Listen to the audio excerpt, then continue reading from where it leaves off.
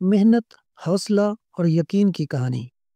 Colombia university میں ریاضی کے ایک لیکچر کے دوران ایک طالب علم نیند کے باعث کچھ دیر کے لیے سو گیا۔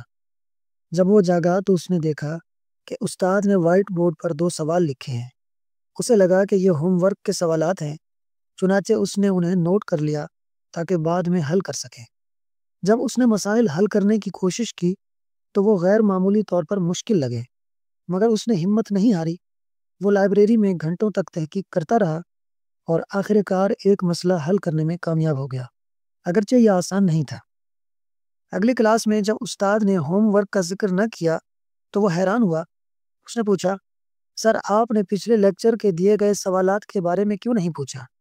استاد مسکرا کر بولے، وہ ہوم ورک نہیں تھا بلکہ وہ مسائل ہیں جنہیں آج تک کوئی حل نہیں کر سکا۔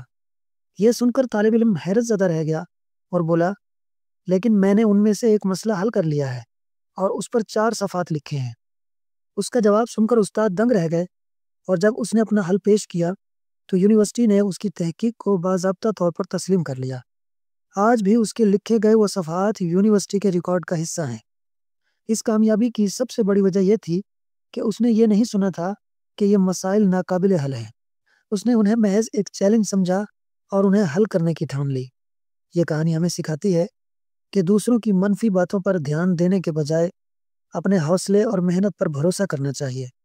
بعض اوقات دنیا ہمیں بتاتی ہے کہ کچھ کام ممکن نہیں، لیکن اگر ہم یقین اور مستقل مزاجی سے محنت کریں تو کچھ بھی ناممکن نہیں رہتا۔ اللہ پر بھروسہ رکھو، خود پر یقین رکھو اور آگے بڑھتے رہو۔ کامیابی تمہارا مقدر بنے گی۔